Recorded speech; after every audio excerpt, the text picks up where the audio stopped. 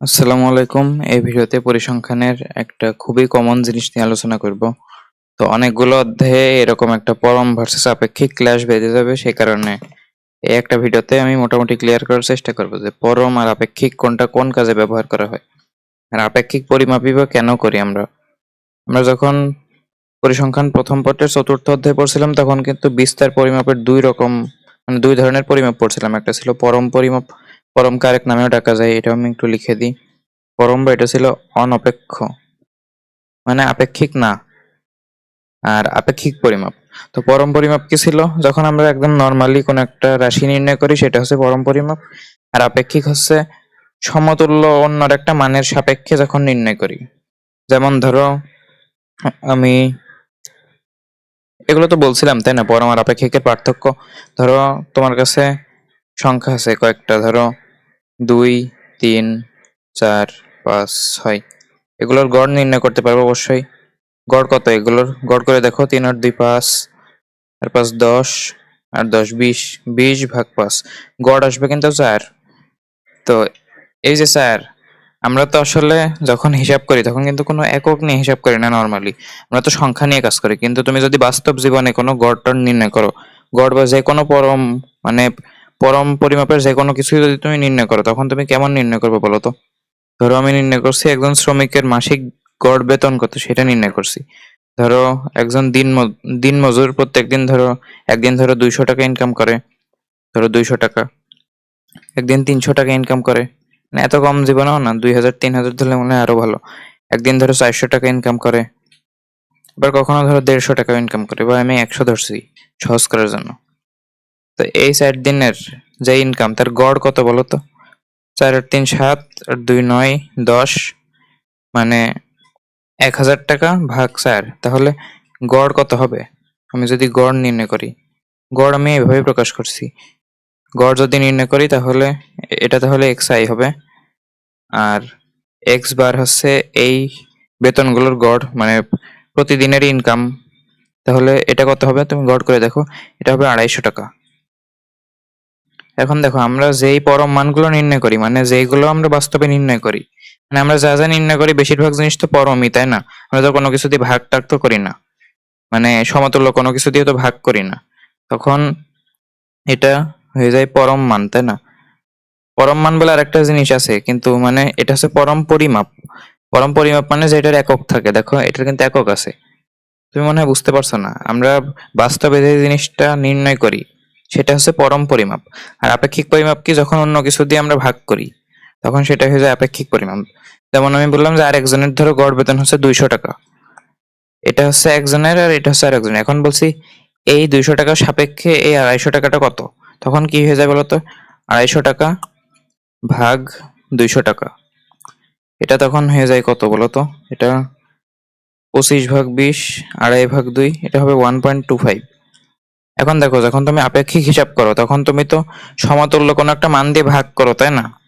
যেহেতু তুমি ভাগ করো তাই তোমার একক গুলো কাটাকাটি ছেড়ে যায়, তখন আর কিন্তু কোনো একক থাকে না। তাই একটা নোট এখানে প্রথমেই লিখে নাও, এই যে পরম পরিমাপ এগুলোতে একক আছে, এগুলো হচ্ছে একক যুক্ত, এগুলো হলো একক যুক্ত। আর আপেক্ষিক পরিমাপ এগুলো হচ্ছে এককহীন। এখন বিভিন্ন ক্ষেত্রে আমাদের এই আপেক্ষিক পরিমাপ কাজে লাগে, কারণ কি দেখবো, আমি একটু উদাহরণ দিলে বুঝতে পারবো। এবার আমি ফিরে আসি আমরা যে অধ্যায় নিয়ে পড়াশোনা করছিলাম সেই অধ্যায় নিয়ে। প্রথম পত্রের চতুর্থ অধ্যায় বিস্তার পরিমাপ নিয়ে, তাই না? এখন বিস্তার পরিমাপের একটা প্রশ্ন আমি ধরো তোমাকে দিচ্ছি। ধরো আমি দুইজন মানুষের রেসপেক্টে কথা বলছি। ধরো একজন হচ্ছে, ধরো কোন একজন শ্রমিক, আর আরেকজন ধরো ফুটবল খেলোয়াড়, ধরো ফুটবল প্লেয়ার। এখন ধরো শ্রমিকের আমি মাসিক ইনকাম দিছি ধরো কোনোবার 20,000, কোনোবার 30,000, মানে এগুলো হচ্ছে এক একটা মাসের ইনকাম। কোনোবার 40,000ও ধরো হয়েছে, কোনোবার 25,000 হয়েছে। আমি সহজ করার জন্য 10,000 দিই। ধরো এগুলো তো টাকা, তাই না? এগুলো হচ্ছে টাকা, তাহলে এগুলোর একক হচ্ছে টাকা। আমি একটু কপি করে নিয়ে যাই। আচ্ছা, আর ফুটবল প্লেয়ারের ধরো আমি দিয়ে দিলাম যে প্রতি ম্যাচে কয়টা করে গোল দেয়। ধরো এক ম্যাচে সে 2টা গোল দিল, এক ম্যাচে 1টা গোল দিল, এক ম্যাচে 0টা গোল দিল, এক ম্যাচে 3টা গোল দিল, এভাবে দিল ধরো। তাহলে এটা হচ্ছে 2 গোল, বা যদি আরো ভালো করে লিখি 2টি, এটা 1টি, এটা 3টি, এটা 0টি, এভাবে আমি কপি করে নিয়ে যাই তাহলে প্রত্যেকটাই। আচ্ছা, এবার যদি তোমাকে প্রশ্ন করি যে এই দুইজনের মধ্যে কে মানে নিজের ক্যারিয়ারে বেশি ভালো করছে, এটা যদি তোমার প্রশ্ন করি তাহলে তুমি কি উত্তর দিবা? তুমি কি 1 টাকা তার সাথে 1 গোল এটা কি যোগ করতে পারবা? মানে এমন না যে একটা কমলা আর 2টা আপেল যোগ করা, ধরো একটা কমলা আর 2টা আম, এটা কি যোগ করা যায়? আবার ধরো 5টা গরু আর 6টা ছাগল, যোগ করা যায় না তো। তার মানে আমরা যোগ বিয়োগ কিসের করতে পারি বলো তো? আমরা কিন্তু 5টা গরু থেকে 5টা গরু আর 6টা গরু যোগ করতে পারি, তাই না? 5টা গরু আর 6টা গরু যোগ করলে 11টা গরু হয়। আবার একটা কমলা আর 2টা কমলা হলে 3টা কমলা হয়। একটা আম আর 2টা আম যোগ করলে 3টা আম হয়। কিন্তু একটা কমলা আর 2টা আম এটা কিন্তু যোগ করা যায় না। 5টা গরু আর 6টা ছাগল যোগ করা যায় না। মানে আমরা যখন যোগ বিয়োগ করি তখন আমাদের এককটা একই হতে হয়। এটা তুমি লিখে নিতে পারো যে যোগ বিয়োগ করতে একক সেম হতে হয়। ভিন্ন এককের রাশি আমরা যোগ করতে পারি না। মানে এক কথা, যোগ বিয়োগ করতে হলে রাশিগুলো সমজাতীয় হতে হয়। এটা হচ্ছে মানে জেনারেল কথা। এখন দেখো, তুমি যদি শ্রমিক আর ফুটবল প্লেয়ারের ক্যারিয়ারে কে কত ভালো করছে সেটা যদি তুমি তুলনা করো, শ্রমিকের তুমি কি দিয়ে পরিমাপ করছো? দেখো তো, মাসিক বেতন দিয়ে না। একজন শ্রমিক কাজ করে কত টাকা ইনকাম করলো সেটা দিয়ে তাকে তুমি বিচার করছো। আর ফুটবল প্লেয়ারকে কি দিয়ে বিচার করছো? সে প্রতি মাসে কয়টা করে গোল করছে। এখন তুমি তো শ্রমিকের অবশ্যই একটা গড় বেতন পাবা, ফুটবল প্লেয়ারের অবশ্যই একটা গড় মান পাবা, তাই না? এটার গড় বেতন কত তুমি করে দেখো, এটা হবে 25,000 টাকা। আমি টাকায় লিখে দিই বাংলায়। আর ফুটবল প্লেয়ারের গড় গোলের সংখ্যা তুমি যদি নির্ণয় করো, এটা হবে 3 আর 1 4 আর 2 6, 6কে 4 দিয়ে ভাগ করলে 3/2, মানে 1.5টা করে গোল। এখন তুমি এটার মধ্যে তুলনা কেমনে করবা? তুমি কি তুলনা করতে পারবা? দেখো, তুমি তো যোগ বিয়োগ কিছু করতে পারবা না, কারণ দেখো এটার একক হলো টাকা আর এটা হচ্ছে মানে সংখ্যা বোঝাচ্ছে। 1.5টা 2টা এমন বোঝাচ্ছে, মানে এটা সংখ্যা বোঝাচ্ছে আর এটা টাকা বোঝাচ্ছে। এখন তুমি কি করবা বলো তো? এখন কি তোমার করার কিছু আছে এখানে? এখানে কিন্তু করার কিছু নেই, কারণ দেখো দুইটা একক আলাদা। এখন যোগ বিয়োগ করতে হলে তুলনা করা মানে তো মূলত একটা যোগ বিয়োগ করার মতোই। যোগ বিয়োগ করা, অথবা তুমি বলতে পারো যে ছোট বড় তুলনা করা। ছোট বড় তুলনা করা। ছোট বড় আমরা কেমনে তুলনা করি বলতো? ধরো একটা সংখ্যা তোমার কাছে আছে 10 আর একটা সংখ্যা আছে 8। এখন তুমি ছোট বড় কেমনে বুঝবা? তুমি 10 থেকে 8 বিয়োগ করলে 2 পাবা। 10 থেকে 8 বিয়োগ করলে তুমি যদি 2 পাও, তাহলে বুঝে যাবে যে 10 বড় 8 ছোট, কারণ 2 একটা পজিটিভ সংখ্যা। যদি এটা 18 হতো তাহলে তুমি নেগেটিভ সংখ্যা পেতে। মানে এমনি ম্যাথমেটিক্যালি দেখালাম, তুমি তো দেখেই বুঝতে পারছো কোনটা বড় কোনটা ছোট। এখন বড় ছোট তুমি বের করতে পারবা, সেটাও একক সমান হতে হবে। যদি তোমাকে বলি যে একটা গরু আর একটা ছাগল, একটা গরু না হলে 5টা ছাগল, এই দুইটার মধ্যে কে বড়? এখন হতেই পারে একটা গরুর সাইজ এত বড় যে সেটা 5টা ছাগলের চেয়েও বেশি। আবার এমন হতে পারে যে গরু ছোট কিন্তু 5টা ছাগল মিলে অনেক বড় হয়ে গিয়েছে। তো গরু আর ছাগল একসাথে কিন্তু তুমি তুলনা করতে পারবা না। তুমি তুলনা করতে পারবে একটা গরু আর 2টা গরু, সেটা তুলনা করতে পারবা। মানে একক সেম হতে হবে তুমি যদি যোগ বিয়োগ করতে চাও অথবা তুলনা করতে চাও। তাহলে একক যদি সেম না হয় তখন আমরা কি করি? তখন আমরা আপেক্ষিক পরিমাপে যাই। এই যে বলছিলাম না, আপেক্ষিক পরিমাপে কোনো একক নেই। মানে তুমি যদি এই শ্রমিকের এমন একটা পরিমাপ বের করতে পারো যেটা কোনো একক নেই, আর ফুটবল প্লেয়ারের এমন একটা পরিমাপ বের করতে পারো যেটার কোনো একক নেই, তখন তুমি যোগ বিয়োগ করতে পারো অথবা তুলনা করতে পারবা। দেখো তুমি 2 টাকা 2 টাকা যোগ 3টি স্বর্ণ মুদ্রা, ধরো 2 টাকার সাথে 3টা স্বর্ণ মুদ্রা তুমি যোগ করতে পারবা? ডিরেক্টলি তো যোগ করতে পারবা না, তাই না? তোমার 3টি স্বর্ণ মুদ্রার সমতুল্য কোনো একটা মান নেই, তারপর করতে হবে। তো সেই কথা বাদ, আমরা কিন্তু এটা তুলনা করতে পারছি না। কিন্তু তোমাকে যদি বলি 2 যোগ 3, এটা কি তুলনা করতে পারবা? হ্যাঁ পারবা, এটা 5 হবে। কেমনে পারলে? এর কোনো একক নেই। তার মানে যোগ বিয়োগ করতে হলে একক সেম হতে হবে, অথবা লিখে নাও, অথবা এককহীন হতে হবে। এককহীন হতে হবে। বুঝতে পারছো? যদি কোনো একক না থাকে তাহলে তো আমরা নর্মালি সংখ্যায় যে যোগ বিয়োগ করি সেভাবে তো করে দিতে পারবো, কিন্তু একক যদি ভিন্ন থাকে তখন আমরা করতে পারবো না। এখন আমি যে উদাহরণটা দিলাম সেটাই আমি একটু কপি করে নিয়ে যাচ্ছি, সেটা দিয়ে আমি বুঝিয়ে দেবো এই ভিডিও যা যা বোঝাতে চাচ্ছি। তো এটা আমি একটু নিয়ে যাই। তো দেখো, বাকি সব একটু মুছে দিই তাহলে ভালো হবে। তো এগুলো আমি একটু মুছে দিচ্ছি। ফুটবল প্লেয়ার আর শ্রমিক এই দুটো জিনিস থাক। তো এবার আমরা যে অধ্যায় নিয়ে পড়াশোনা করছিলাম সেটাই ফিরে আসি। তো আমরা কিন্তু বিস্তার পরিমাপ অধ্যায় নিয়ে পড়াশোনা করছিলাম। তো বিস্তার পরিমাপের মধ্যে সবচেয়ে ভালো বিস্তার পরিমাপ হচ্ছে পরিমিত ব্যবধান, যেটা হচ্ছে সিগমা। তাহলে যদি তুমি এই শ্রমিকের পরিমিত ব্যবধান নির্ণয় করো, ফুটবল প্লেয়ারেরও তুমি যদি পরিমিত ব্যবধান নির্ণয় করো, তাদের কিন্তু একক থাকবে, কারণ পরিমিত ব্যবধান কিন্তু একটা পরম মান, মানে পরম পরিমাপ, পরম মান না, পরম পরিমাপ।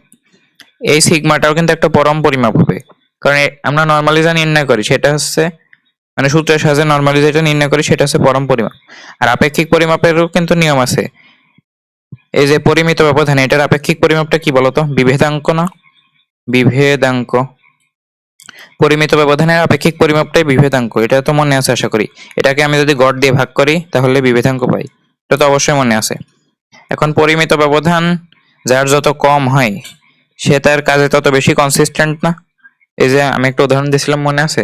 0, 10, 20, 30, 40, এটার গড় করে দেখো 20 হবে, কিন্তু এই 20 থেকে এই যে মানগুলো এগুলোর দূরত্ব অনেক বেশি, মানে এটার পরিমিত ব্যবধান বলতে পারো তুমি অনেক বেশি। মানে বিস্তার পরিমাপ করি তো আমরা, তাই না? এই অধ্যায়ে বিস্তার পরিমাপ মানে হলো তার কেন্দ্রীয় মান থেকে অন্যান্য মানগুলো কত দূরত্বে আছে সেটার পরিমাপ। তাহলে 20 থেকে অন্যান্য মানগুলো অনেক দূরে আছে। এর থেকে যদি এমন একটা মান দিতাম, 20, এটা হচ্ছে 19, এটা 18, এটা 21, এটা 22, এবারও কিন্তু গড় 20, কিন্তু এবার যে মানগুলো সেগুলো কিন্তু কাছাকাছি আছে, মানে এটার পরিমিত ব্যবধান কম।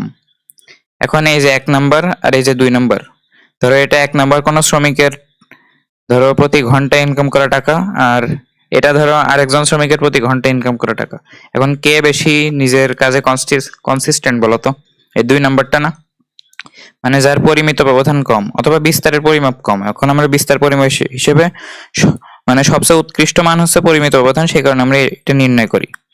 এখন তাহলে পরিমিত ব্যবধান নির্ণয় করলে যার মান কম আসবে তার কেন্দ্রীয় মান থেকে অন্যান্য মানগুলোর দূরত্ব কম, মানে তার মোটামুটি কেন্দ্রীয় মানের কাছাকাছি সব মানগুলো। এখন এই মানগুলো দেখতে সুন্দর লাগছে না?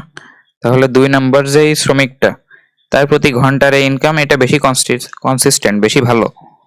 তাহলে দেখো তো, এই যে শ্রমিক, এই যে ফুটবল প্লেয়ার, এদের পরিমিত ব্যবধান তুমি যদি বের করো, এগুলো কিন্তু পরম পরিমাপ। তুমি জানো এটা, একদম প্রথম দিন থেকেই জানো, একদম প্রথম ক্লাসেই বলছিলাম যে এগুলো হচ্ছে পরম পরিমাপ। আর এরই আপেক্ষিক পরিমাপ হচ্ছে বিভেদাঙ্ক।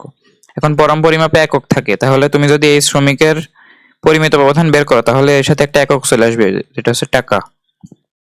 তো এটাকে আমি বলছি সিগমা 1, আর এটাকে বলছি সিগমা 2। সিগমা 1 হচ্ছে শ্রমিকের মাসিক বেতনের পরিমিত ব্যবধান, আর সিগমা 2 হচ্ছে ফুটবল প্লেয়ারের প্রতি ম্যাচে গোল সংখ্যার পরিমিত ব্যবধান। এখন তুমি শ্রমিকের মাসিক বেতনের পরিমিত ব্যবধান বের করে তার সাথে একটা একক দেখলে, সেটা হচ্ছে টাকা। আর ফুটবল প্লেয়ারের যেই পরিমিত ব্যবধান সেটার একক কি? এটা একক আমরা নর্মালি যদি বাংলার মানে বাংলা হিসেবে তুলনা করি, একক লিখতে পারো টি, মানে 1টি 2টি 3টে এমন। তাহলে দুইটার কিন্তু একক ভিন্ন হয়ে গেল। এখন ভিন্ন একক কি তুমি তুলনা করতে পারবা?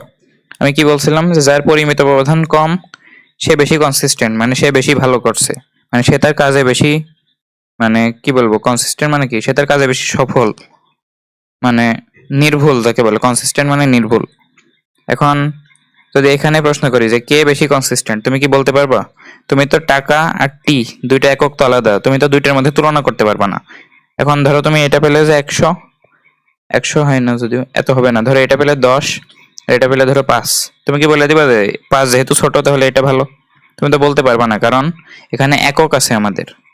এখন যেহেতু আমাদের একক থাকে এমন আলাদা আলাদা ক্ষেত্রে, সে কারণে আমরা কি নির্ণয় করব? আমরা বিভেদাঙ্ক নির্ণয় করব। বিভেদাঙ্ক নির্ণয় করলে কি হয় বলতো? তুমি এই যে পরিমিত ব্যবধান সিগমা 1, এটাকে তুমি কি দিয়ে ভাগ করবা?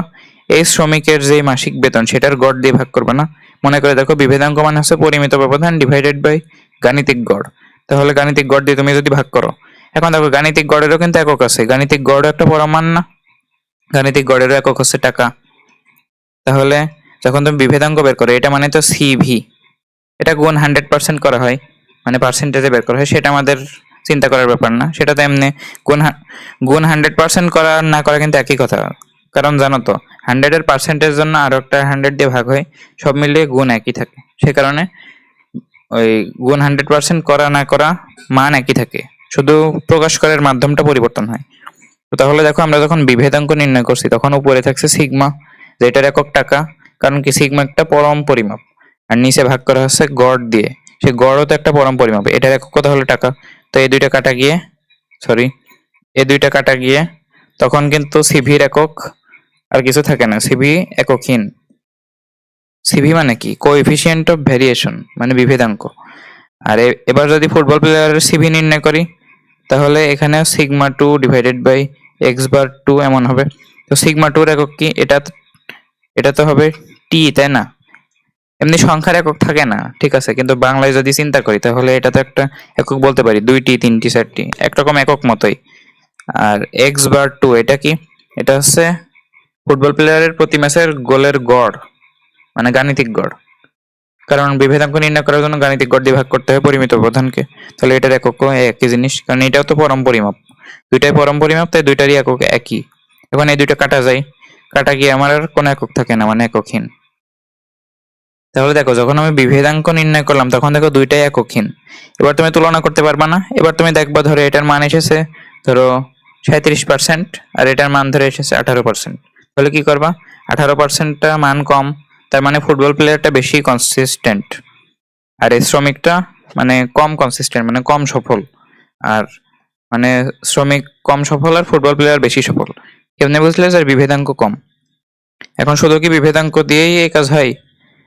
এই অধ্যায়ে এই ধরনের অঙ্কের জন্য বিভেদাঙ্কই করতে হয়, যে দুইজনের কাজের তুলনা করতে বললে, যে কে বেশি সফল বা কে বেশি ভালো বা কে বেশি সামঞ্জস্যপূর্ণ, এটা তুলনা করতে গেলে বিভেদাঙ্কই বের করবো আমরা সবসময়। কারণ দুইটার তো একক তো ভিন্ন হতে পারে, একক ভিন্ন হলে আমরা পরিমিত ব্যবধান দিয়ে আমরা বুঝতে পারবো না, একক ভিন্ন হলে তুলনা করা যায় না। সে কারণে আমরা এককহীন যেই মানটা সেই মান নিয়ে কাজ করবো। এককহীন হচ্ছে আমাদের আপেক্ষিক মানগুলো। এখন এই যে ধারণা দিলাম, এই একই ধারণা অন্যান্য অধ্যায়েও লাগবে, পরের অধ্যায়ে লাগবে। পরের অধ্যায়ে আপেক্ষিক বঙ্কিমতা বলে জিনিসপাতি আছে, আপেক্ষিক সূচলতা বলে জিনিসপাতি আছে। সেই জিনিসগুলোতেও জিনিস একই, যখন তুলনা করবো তখন আমরা আপেক্ষিক মান নিয়ে বেশি কাজ করব, মানে বেশি না আপেক্ষিক মান নিয়ে কাজ করবো যখন দুইটা আলাদা আলাদা সিনারিওর মধ্যে তুলনা করতে বলবে। এখন তুলনা করতে গেলে যেহেতু একক সেম হওয়া লাগে অথবা এককহীন হওয়া লাগে, তাই আমরা একবার এককহীনটাই বের করি। সেহেতু এই অধ্যায়ে যেহেতু আমাদের এককহীন রাশি আছে বিভেদাঙ্ক, বিভেদাঙ্ক হচ্ছে সবচেয়ে উৎকৃষ্ট এককহীন রাশি। তুমি বলতে পারো গড় ব্যবধান আছে, গড় ব্যবধান গড় ব্যবধান ছিল একটা পরম মান, এটার আপেক্ষিক মান কেন নিলাম না? গড় ব্যবধানাঙ্ক বলে একটা মান ছিল, ব্যবধানাঙ্ক। তুমি বইয়ের মধ্যে একটা রিডিং এ আছে, দেখবে যে গড় ব্যবধানের থেকে পরিমিত ব্যবধান বেশি ভালো, বেশি উৎকৃষ্ট মান, মানে এটা পরিমাপ করা বেশি নির্ভরযোগ্য। সে কারণে আমরা পরিমিত ব্যবধান নিয়ে কাজ করি। যেহেতু একক দুইটা ভিন্ন হয়ে যায় অথবা ভিন্ন হওয়ার আশঙ্কা থাকে, তাই আমরা বিভেদাঙ্ক নিয়ে কাজ করি, মানে এই পরিমিত ব্যবধানের আপেক্ষিক মানটা। তো আপেক্ষিক মান নিলে দুইটার মধ্যে তুলনা করতে কোনো সমস্যা হয় না, কিন্তু যদি পরম মান পরিমাপ নিই তাহলে তুলনা করতে সমস্যা হয়। তাহলে মোটামুটি বোঝা গিয়েছে যে আপেক্ষিক পরিমাপ আমরা কেন ব্যবহার করি। আর এই উত্তরটাও আশা করি পেয়েছো, যে আমরা যখন এই ধরনের অঙ্ক আসে একটা শ্রমিকের বা একটা ফুটবল খেলোয়াড়ের বা যে কোনো কিছু যখন দেয়, তখন আমরা দুইজনের আলাদা আলাদা করে বিভেদাঙ্ক কেন বের করি, আর বিভেদাঙ্ক কম হলে কেন সেটাকে ভালো ধরি, অন্যান্য কিছু কেন করি না, পরিমিত ব্যবধান কেন করি না। কারণ কি, একক একই হয়ে যায়, মানে একক একই হওয়া লাগে কিন্তু মাঝে মাঝে হয় না, সেই কারণে আমরা একবারে বিভেদাঙ্ক নিয়ে কাজ করি। এটা সবচেয়ে নির্ভরযোগ্য এই অধ্যায়ে। পরের অধ্যায়ে আমার পরম আর আপেক্ষিকের মধ্যে ক্ল্যাশ লাগবে, তুমি বুঝে ফেলবে যে দুইটার মধ্যে যদি তুলনা করতে হয় তাহলে আপেক্ষিক মানটা নিয়ে কাজ করা ভালো, কারণ তখন আর একক নিয়ে ঝামেলা থাকে না, কারণ আপেক্ষিকের তো কোনো এককই নেই, কোনো ঝামেলাই নেই। আশা করি বোঝা গিয়েছে। এই ছোট ভিডিওতে পরিসংখ্যানের একটা গুরুত্বপূর্ণ জিনিস বোঝানোর চেষ্টা করলাম, এটা প্রত্যেকটা অধ্যায়ে লাগবে। এই পরিসংখ্যান বইয়ের প্রথম দিকের অধ্যায়গুলো যদি ভালো মতো করে হয়ে যায়, পরের অধ্যায়গুলো খুব দ্রুত আস্তে আস্তে শেষ হয়ে যাবে। তো এই ভিডিওটা এখানেই, আল্লাহ হাফেজ।